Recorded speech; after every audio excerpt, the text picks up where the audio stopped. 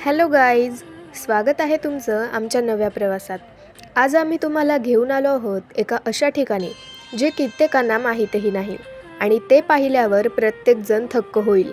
डिंबे धरणातील विशाल जलाशयाच्या मध्यभागी उभं असलेलं एक प्राचीन जैन मंदिर आणि त्यामागे दडलेला एक हळवा इतिहास. चला या अद्भुत प्रवासाला सुरुवात करूया.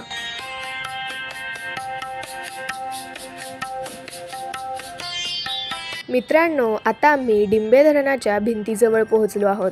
जवळून पाहिल्यावर या धरणाचा प्रचंड आकार आणि मजबूत बांधकाम खरंच थक्क करून टाकतं. ही भिंत केवळ पाणी अडवत नाही, तर हजारो लोकांच्या जीवनाला आधार देणारी एक महत्त्वाची रचना आहे.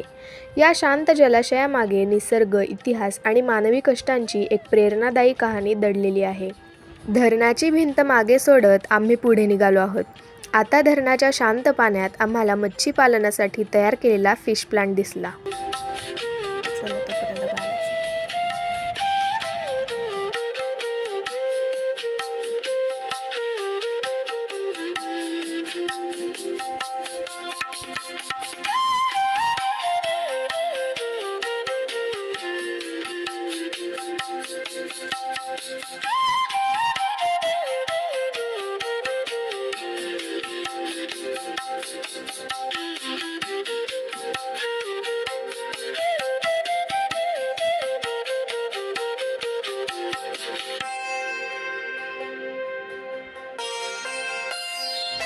जसजसे आम्ही त्या प्राचीन मंदिराच्या जवळ पोहोचत होतो, तसतसे भूतकाळाच्या खुणा आमच्या नजरेसमोर उलगडू लागल्या.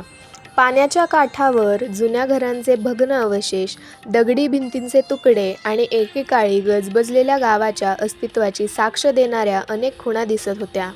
या अवशेषांकडे पाहताना मनात एकच विचार येत होता: कधी काळी येथे लोकांचे आयुष्य फुलले होते.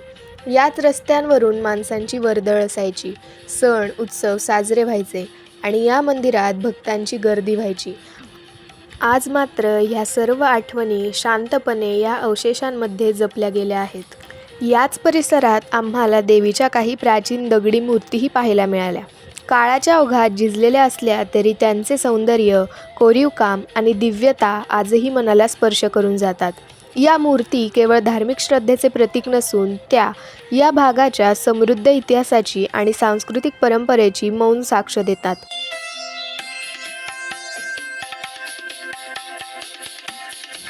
ही आहे एका जुन्या घराची वीट.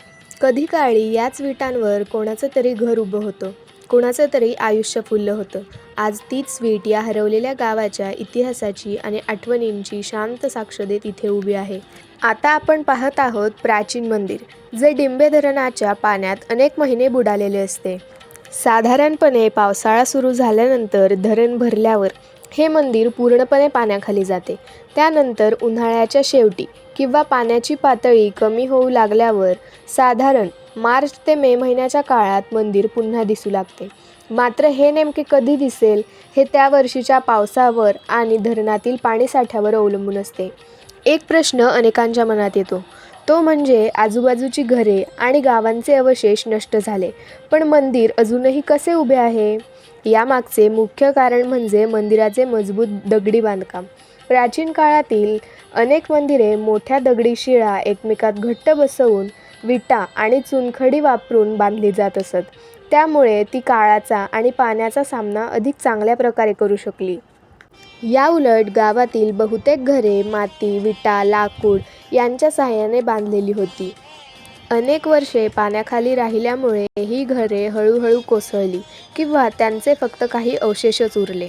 तरीही हे लक्षात घेणे महत्त्वाचे आहे की मंदिर पूर्णपणे सुरक्षित राहिलेले नाही. पाण्याचा सततचा संपर्क, गाळ, शेवाळ आणि नैसर्गिक झीज यांमुळे मंदिरावरही परिणाम झाला आहे. तरी देखील त्याचे मुख्य दगडी बांधकाम आजही आपल्या प्राचीन स्थापत्यकलेचे आणि त्या काळातील कारागिरांच्या कौशल्याचे जिवंत उदाहरण म्हणून उभे आहे. प्रवेशद्वाराच्या सर्वात वरच्या भागात देवी माता सरस्वती यांचे सुंदर शिल्प कोरलेले दिसते. त्याच्या अगदी खाली गजलक्ष्मीचे अत्यंत सुंदर कोरीव शिल्प पाहायला मिळते. प्राचीन मंदिरांच्या प्रवेशद्वारावर गजलक्ष्मीचे शिल्प कोरण्याची परंपरा होती, कारण ते संपन्नता आणि सौभाग्याचे प्रतीक मानले जात असे.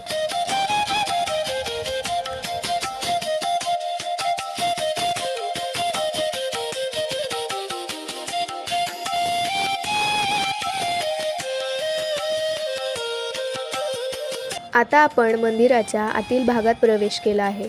आत पाऊल टाकताच सर्वप्रथम लक्ष वेधून घेतात ते येथील भव्य दगडी खांब आणि त्यावरील अप्रतिम कोरीव नक्षीकाम.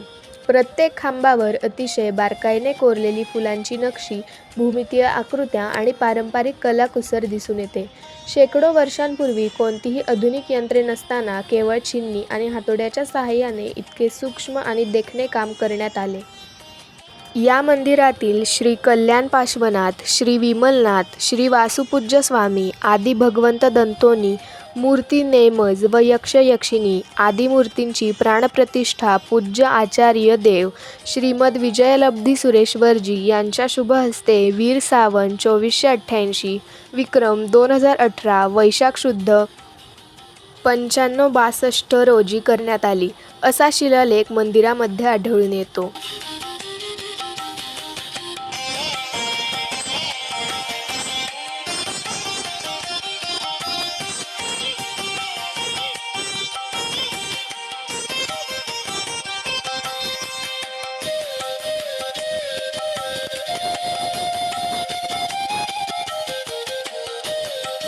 आता आपण मंदिराच्या गाभाऱ्याजवळ आलो आहोत.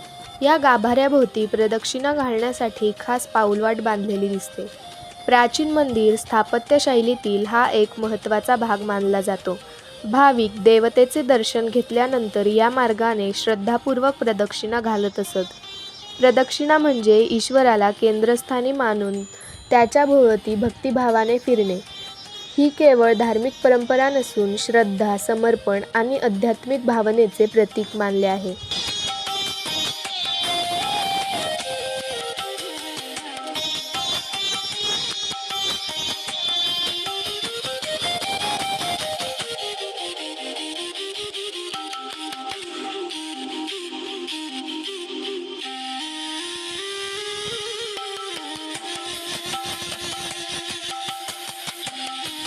मंदिरातून बाहेर पडताच आपल्या नजरेस पडते ते म्हणजे हे प्राचीन तेलाचे घाणे. पहिल्या नजरेत साधे वाटणारे हे घाणे प्रत्यक्षात त्या काळातील समृद्ध जीवनशैली, शेती आणि उद्योगधंद्याचे जिवंत प्रतीक आहे. पूर्वी वीज किंवा आधुनिक यंत्रसामग्री नसताना अशा घाण्याच्या साहाय्याने तीळ, करडई, भुईमूग, मोहरी, शेंगदाणे यांसारख्या तेलबियांपासून शुद्ध तेल काढले जात असे.